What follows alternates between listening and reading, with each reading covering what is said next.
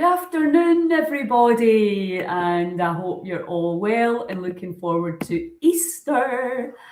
This afternoon, I've got Jennifer Main, and I'm very excited because Jennifer, after years and years of persuasion, is going to be doing her very first Scotland's Wild Medicine Festival. Yay! So thank you for that. Thanks for inviting me. It took me a wee while to persuade you, but you're coming to Stonehaven. Well, we do the goddess gatherings together. We've done all these other things. I was like, I don't want people to get tired of me. That will never happen. Okay, thank you. I'm trying to just get this shared now. Anyway, yeah, it's very exciting because, well, I know that you've got friends up in Aberdeen, haven't you? And it's it's just really nice to go to somewhere that you've not been before, and that, you know, it's a whole new audience for you, isn't it? Yeah, it'd be really fun. I'm excited. Yeah, so, I mean, obviously you and I spent a week together, which I've not really done a testimonial on that for you yet, because really that was quite a life-changing, game-changing experience doing Theta 1 and Theta 2, because I definitely felt a huge benefit of doing one after the other. Just like a whole week of that repetition, especially this old brain. It takes a little bit longer for things to sink in. You know, I found the work, which is obviously, I mean, it's not anything particularly that I didn't know about before, but, you know, the kind of the dimensions, the minerals, obviously, and just the repetition of doing it and asking. I mean, it's just that, like, and I say this to people all the time about the Sedona method. You'll be thinking, it can't be this simple. And you're like, well, yes, it is. Yeah.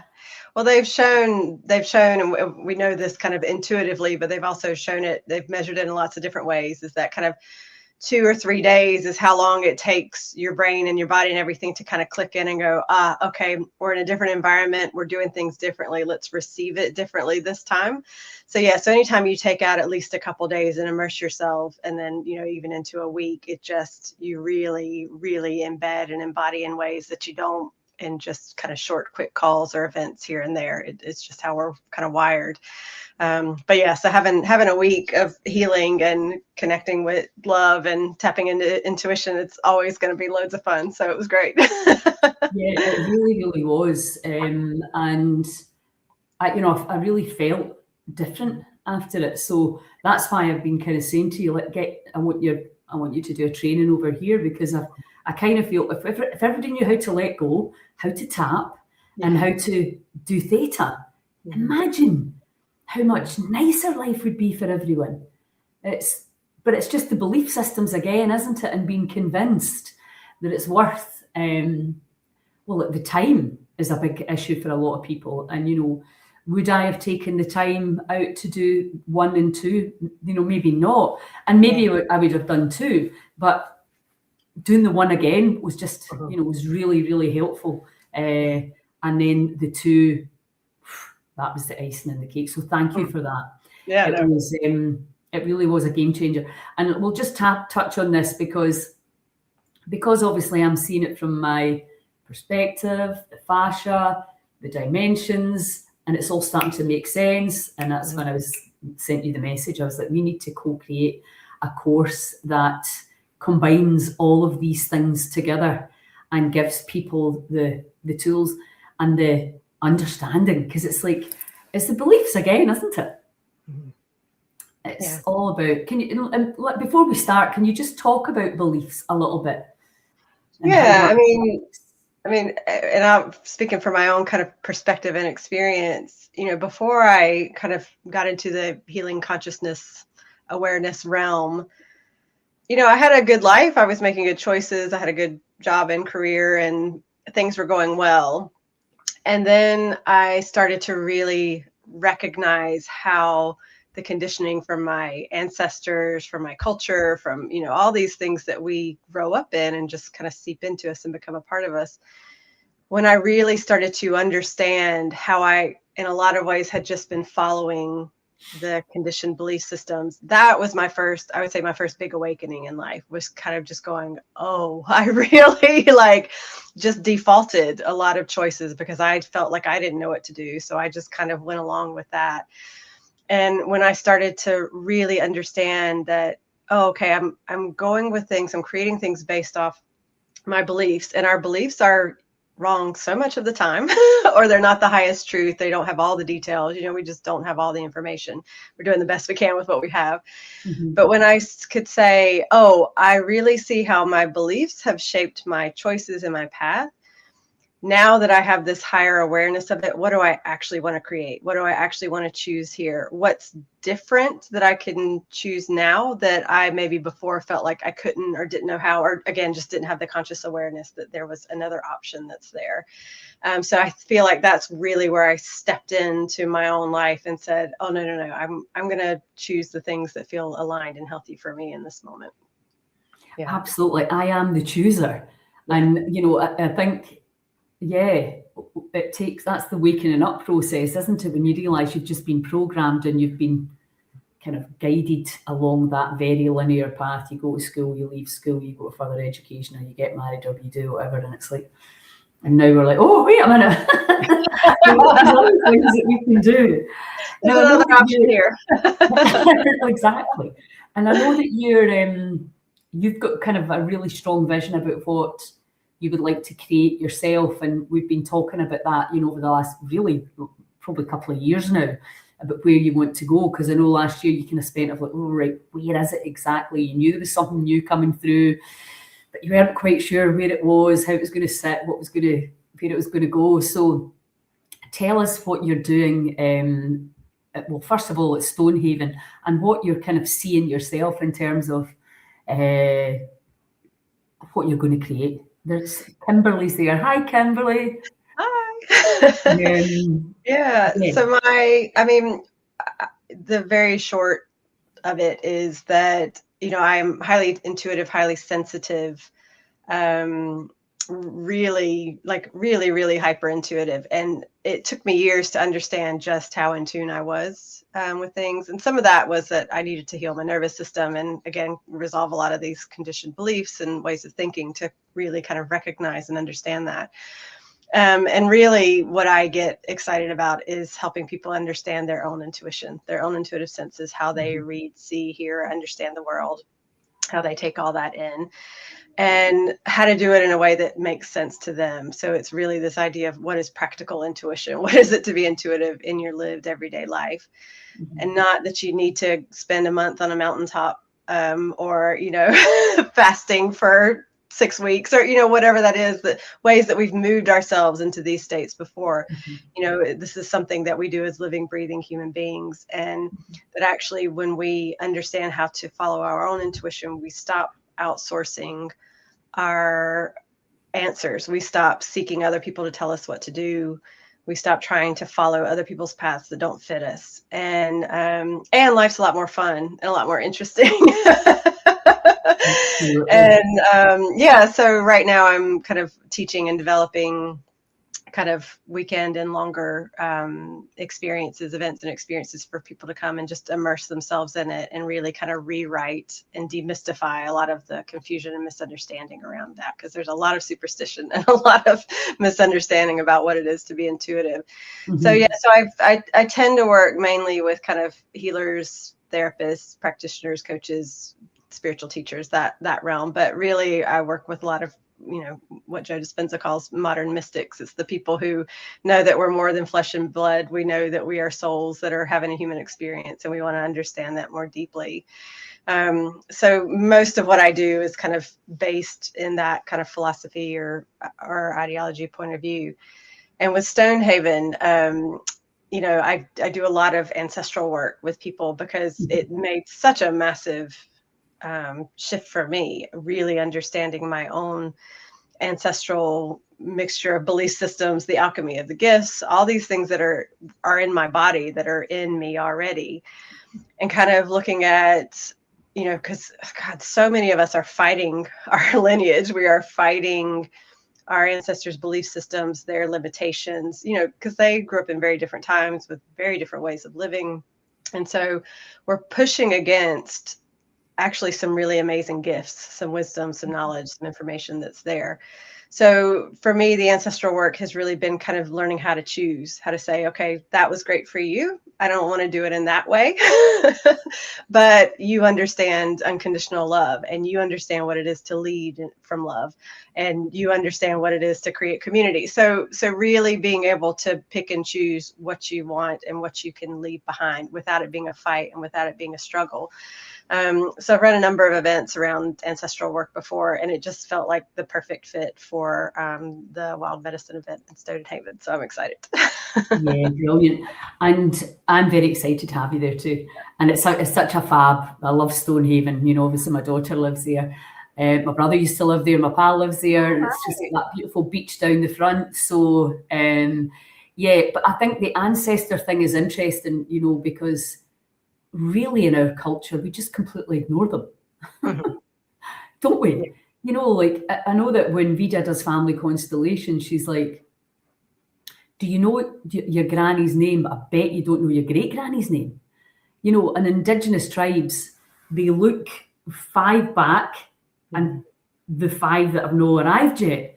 Yeah. So they're just so much more in tune with that whole kind of what's getting passed down and passed through, and not to scare you, but to make you aware and to be grateful, because even through the trauma, there comes a lot of learning and understanding that you can turn into something. Hi May, how you doing? So I think you know, at some level, I know when my mum was you know, in her final kind of time, my daughter, she journaled quite a lot of the stuff, the stories, she recorded some of the stuff, and I was like, I'd never thought of doing that. I would never have thought of doing it. I wouldn't, and even if I did think, I probably wouldn't actually do it. And I thought, isn't that, you know, and now what happens is, well, I've still got my Auntie Mary, she's 91.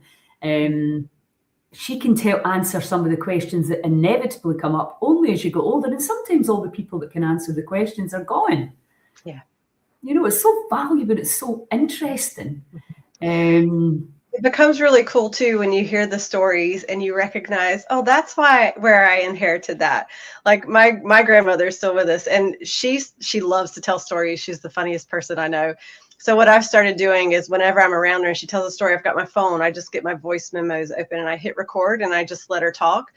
But it's one of these things, like I listen to her talk and I'm like, this is where I got my sense of humor from. Like, this is where, and where a lot of like my teaching capacity and how I teach through story and things like that, it's from her, which is from her father, which is, you know, continuing on up the line. So it becomes really fascinating when you start to kind of pick those things apart and really appreciate all the good stuff that's there. Because some of our best qualities we've inherited, we don't even know it. Absolutely. You know, my granny and my paternal line died when she was 35. Wow. And my dad just never we didn't really talk about it. Yeah. He never told us any stories. But when his sister, my aunt, was dying, I went down and stayed in the house with my cousins, because we were brought up like sisters. And I get more stories about my granny then than I'd ever had. You know, it's so nice, because I think women tend to pass on stories more, don't they, really? Than men. And that's a gross generalization, but I think generally speaking, we blether more. I think these stories are really, and the thing is, because my granny was gone at 35, we never ever met her. My dad was only 5, and it turns out she was quite the character. Yeah. My mum had a sister who was also quite the character. So I just assumed I got all my kind of wayward ways from her. But then when I was listening to the stories about my granny, I was like, oh, right, okay, you're definitely in there as well. What's Kimberly saying? Yeah, we need to keep these stories to understand ourselves better. And you're doing your ancestry, Kimberly. Yeah, that is so fascinating. May's saying, I record wee memories from when my kids were on voice memos for the family. That's a good idea as well, but you're a good storyteller, May. That's the thing. And it's these stories, you know, they're probably only 20% true, but it doesn't really matter. What's the saying?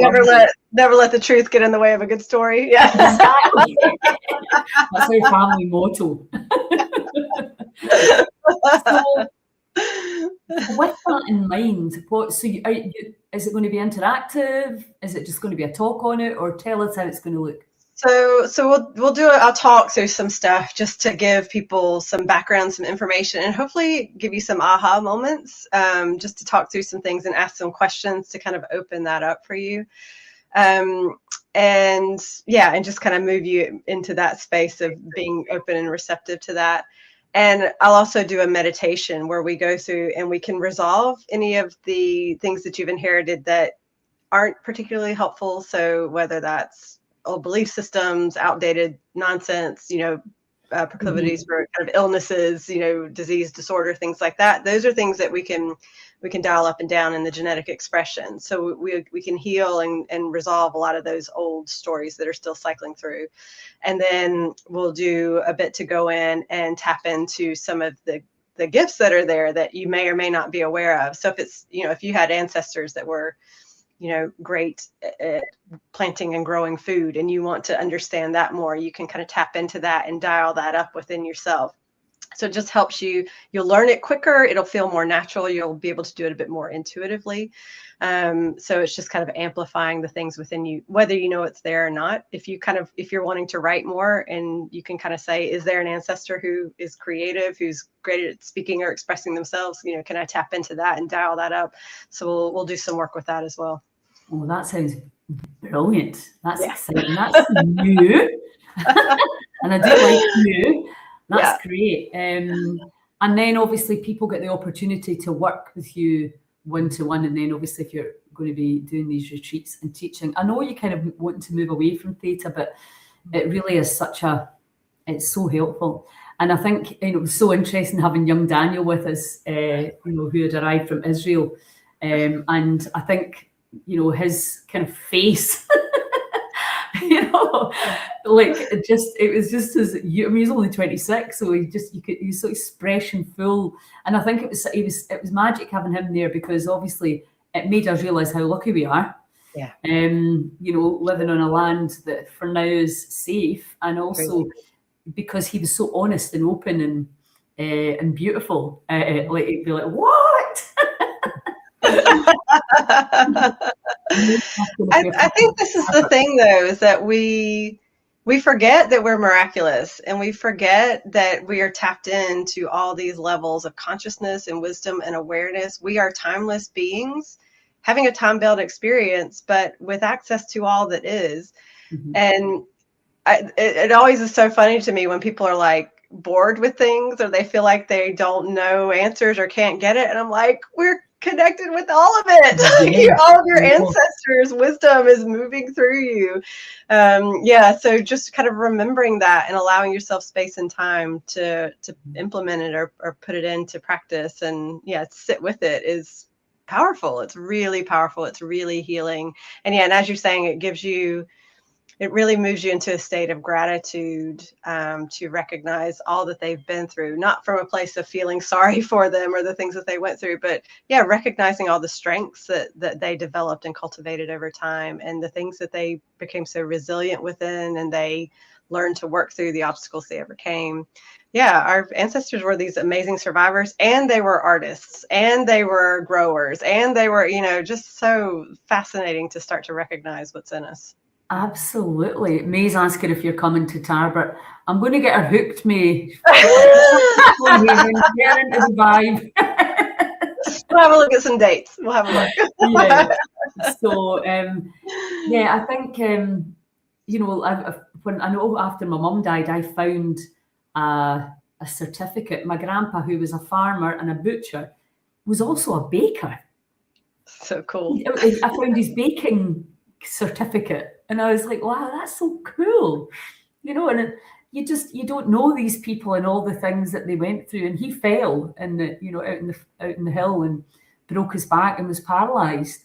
Mm-hmm. And, these are stories that you're not actually really thinking how horrific that must have been. Because you just hear them as a story.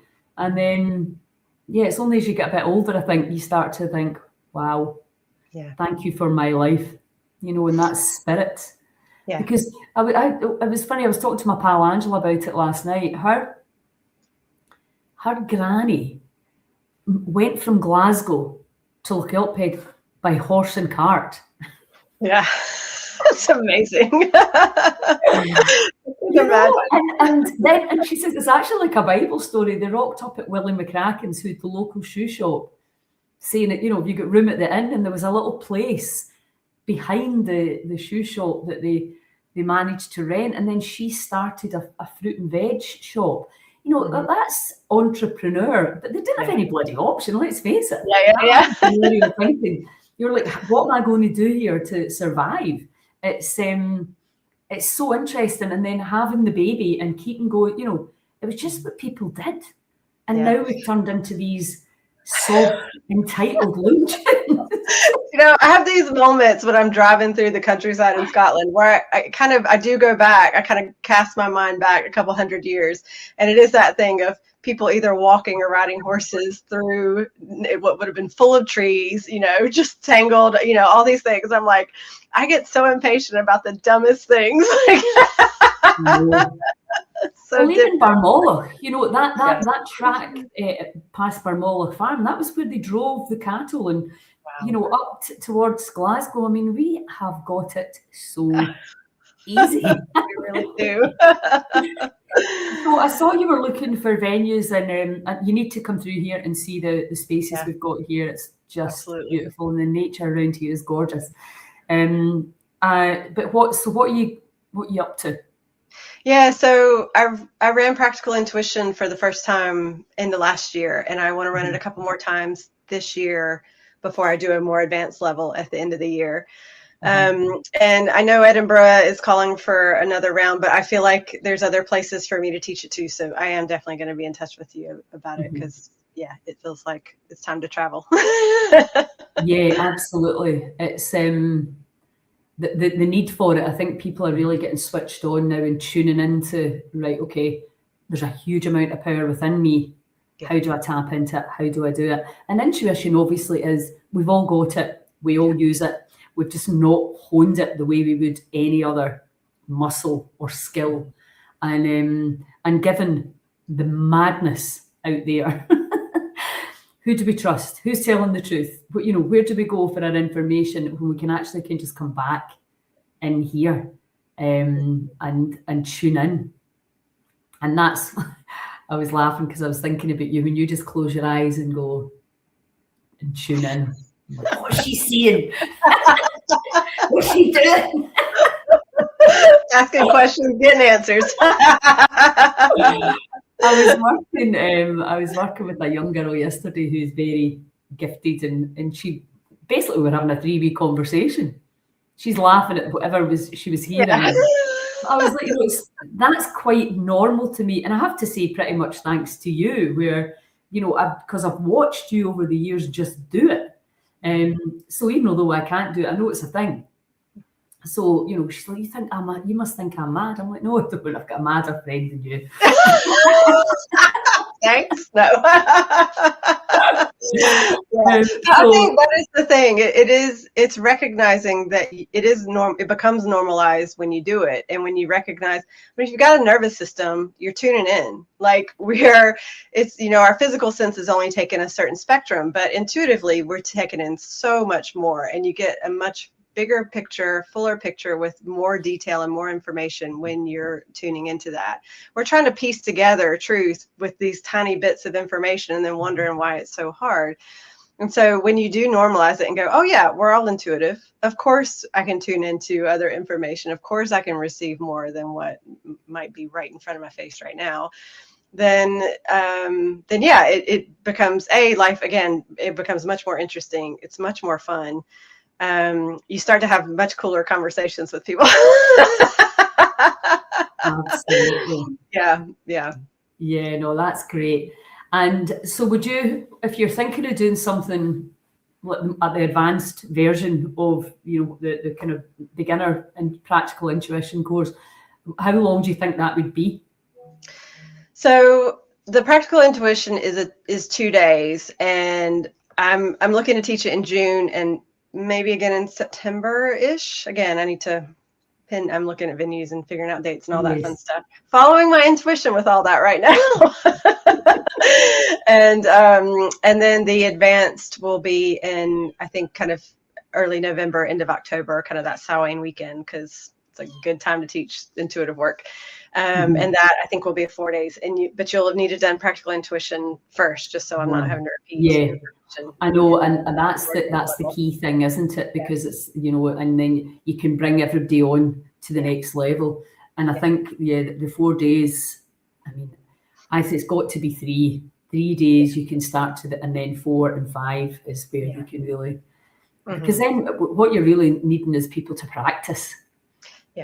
It's like anything, it's showing up for yourself and putting in the time at home to really hone that relationship. I think that's the thing. The more you start to tune in, the better your questions become. Because people are like, it's like people are just waiting to be struck by lightning. And I'm like, no, you got to get curious and start asking questions and start asking for more information. And then your questions become better and your information becomes better. So it's like anything. People are like, they haven't done anything, they haven't practiced it, they haven't tried anything with it, and they're like, I'm really bad at it. I'm like, you're not. You just need to like get curious and have some fun with it for a little bit and see what unfolds for you. I know. Well, I say that to people about letting go as well. I'm like, you wouldn't be a concert pianist for one lesson. Exactly. Practice this stuff at home. It's like it's neuroplasticity. It's, you know, it's a new relationship, and it's kind of like, especially with the intuition, it's, you know, you have to, and then you have to learn to trust, don't you? Yes. And that really just comes from, you start to do it and then you're like, oh, I'm doing it. That was my favorite realization. I was like, oh, why? It's just happening. I've figured this out. So you just got to keep going. Exactly. And suddenly you realize you don't know when you pass that line of like, oh, this is quite natural now. Bye, May. Lovely to see you. I'll see you in Tarbert. And Kimberly saying, I'm in Ayrshire. If you fancy a trip through here, my circle of ladies would love it. Thank you, Kimberly. There's another invitation. There we go. So it's exciting times for healing. There's no doubt about it. People are waking up to the incredible power within, and obviously, as you know, I've been down the fascia rabbit hole, just absolutely buzzing with what's going on with that information and how it, you know, especially even being in the hub now, you know, I'm like, it's just like, that's why that works. That's why that works. That's what's happening. You're just starting to understand things at that different level. And, you know, you don't need to know how things work. If they work, they work. It's actually really helpful when you do. And it's all safe. And the worst thing that can happen is nothing. You know, it's like, that's what I love about it. Well, listen, I'm going to let you go. Thank you so much. And I look forward to seeing you. Are you coming on Friday, or will I not see you? I think I'll be up on the Saturday morning. Right. But I'm looking forward to seeing everybody and getting to watch what other people are doing and sound baths and all that fun stuff. I'll be there. How's little drummer boy? Awesome. Is he good? Oh, yeah, he's good. Fantastic. So will he be around? Will he come to the festival? Or No, he's running rugby camps. So he'll be having some downtime over the weekend.